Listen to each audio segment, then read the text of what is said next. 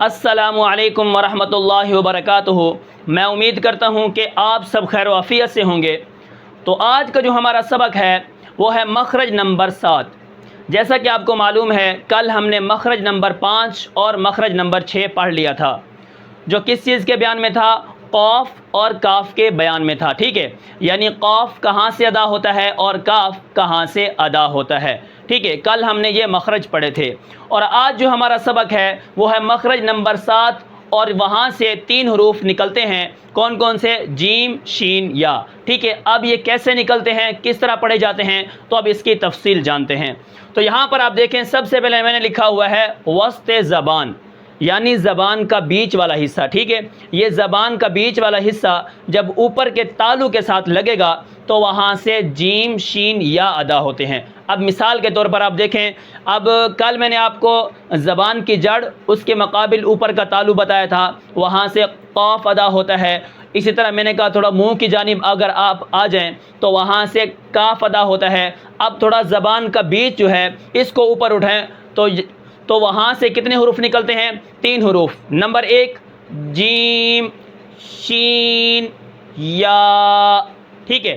تو یہ کہاں سے ادا ہوتے ہیں؟ زبان کا بیچ، اس کے مقابل اوپر کا تالو، ٹھیک ہے؟ آپ کو مخرج سمجھ آ گیا ہوگا، اب اس کی تفصیل جانتے ہیں، ٹھیک ہے؟ اب یہاں پر دیکھیں، جیم، شین کا تو ہمیں پتہ چل گیا کہ یہ یہاں سے ادا ہوتے ہیں، لیکن یہ جو یا ہے، آپ ہمیں یا کا مخرج پہلے بھی بتا چکے ہیں۔ کیوں؟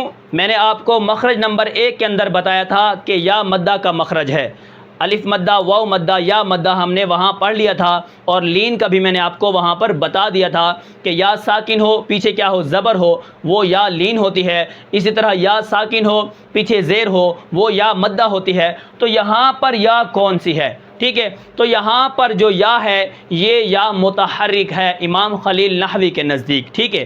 یہ یا کیا ہے؟ متحرک ہے، جبکہ مدہ نہ ہو، یہاں سے متحرک مراد ہے، ٹھیک ہے؟ کیونکہ مدہ اور لین کے جو معنی اور مخرج تھا وہ ہم مخرج نمبر 1 کے اندر جان چکے ہیں، ٹھیک ہے؟ تو یہاں پر یہ جو یا ادا ہو رہی ہے یہ متحرک ہے، انشاءاللہ اس کی مثال بھی میں آپ کو دے دوں گا، ٹھیک ہے؟ تو اب آگے دیکھیں، اب ان تینوں حرفوں کو شجریہ کہتے ہیں۔ اب ان تینوں حرفوں کو، جیم، شین، یا کو شجریہ کہتے ہیں، ٹھیک ہے؟ شجر یعنی بے سکون جیم، ٹھیک ہے؟ تو اس کا مطلب بھی ابھی ہم پڑھ لیں گے۔ اب یہاں پر ان کا مجموعہ ہے، جیسے جیشن یعنی جیم یا شین، ٹھیک ہے؟ جیشن، یہ اسی کتاب کے نزدیک جو مصنف ہیں انہوں نے جیشن مجموعہ بتایا ہے، اور اسی طرح شاطبی اور جزری کے نزدیک اس کا مجموعہ ہے جاشیون، یعنی پہلے جیم نکلتا ہے، پھر شین، پھر یا۔ اسی طرح مکی اور مہدوی کے نزدیک کیا ہے؟ شاجایون۔ تو یہ مجموعہ ہے، ٹھیک ہے؟ جیشن، جاشیون یا شاجایون، تو یہ مجموعہ ہے ان حرفوں کا کہ یہ حروف اس ترتیب کے ساتھ منہ کے اندر سے نکلتے ہیں، ٹھیک ہے؟ اب یہاں پر ایک اور سوال پیدا ہوتا ہے، وہ یہ ہے کہ ان حرفوں کو شجریہ کیوں کہتے ہیں؟ ٹھیک ہے؟ اب یہاں پر ایک اور سوال پیدا ہوتا ہے، وہ یہ ہے کہ ان حرفوں کو شجریہ کیوں کہتے ہیں؟ وہ اسی لیے ہے کہ یہ منہ کے شجر سے نکلتے ہیں۔ اب منہ کا شجر کون سا ہے وہ آپ جان لیں۔ اب منہ کا جو شجر ہے وہ دونوں جبڑوں کا وہ درمیانی حصہ ہے، جب منہ بند ہو تو وہ اندر خلا باقی رہتا ہے، یعنی وہ خالی حصہ باقی رہتا ہے، ٹھیک ہے؟ یعنی کیا ہے؟ دونوں جبڑوں کا وہ درمیانی حصہ جو منہ بند ہونے کی حالت میں بھی کھلا رہتا ہے۔ آپ نے منہ بند کر دیا، اب تالو اور زبان کے بیچ ایک حصہ ہوتا ہے جو بالکل خالی ہوتا ہے، ٹھیک ہے؟ وہ ہے وہ کیا ہے؟ شجر ہے۔ وہ کیا ہے؟ منہ کا شجر ہے، تو وہاں سے جیم، شین ادا ہوتے ہیں، ٹھیک ہے؟ تو منہ کا شجر کون سا ہے؟ دونوں جبڑوں کے بند ہونے کی حالت میں جو حصہ کھلا رہے وہ کیا ہے؟ وہ ان کا مخرج ہے، ٹھیک ہے؟ تو وہاں سے کیا ہے؟ جیم اور شین اور یا ادا ہوتے ہیں۔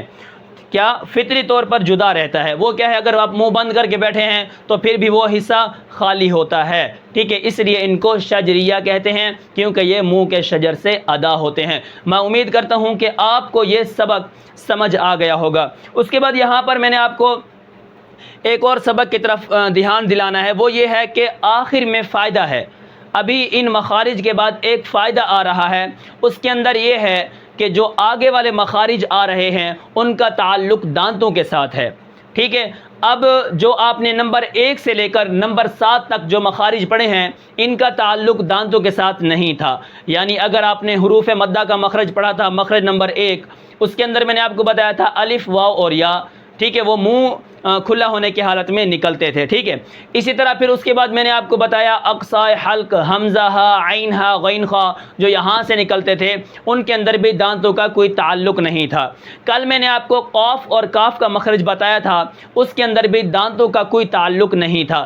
اسی طرح آج جو میں نے مخرج آپ کو بتایا ہے جیم شین یا کا، وسط زبان یعنی زبان کا بیچ، اس کے مقابل اوپر کا تالو، وہاں سے 3 حروف نکلتے ہیں جیم شین یا. ٹھیک ہے، تو ان کا بھی تعلق دانتوں کے ساتھ نہیں ہے. ٹھیک ہے، اب آگے جو مخارج آ رہے ہیں یعنی ضاد کا مخارج ہے، اسی طرح آگے کیا ہے، لام کا مخرج ہے، نون کا مخرج ہے، را کا مخرج ہے، قا دال تا کا مخرج ہے، زا سین صاد کا مخرج ہے.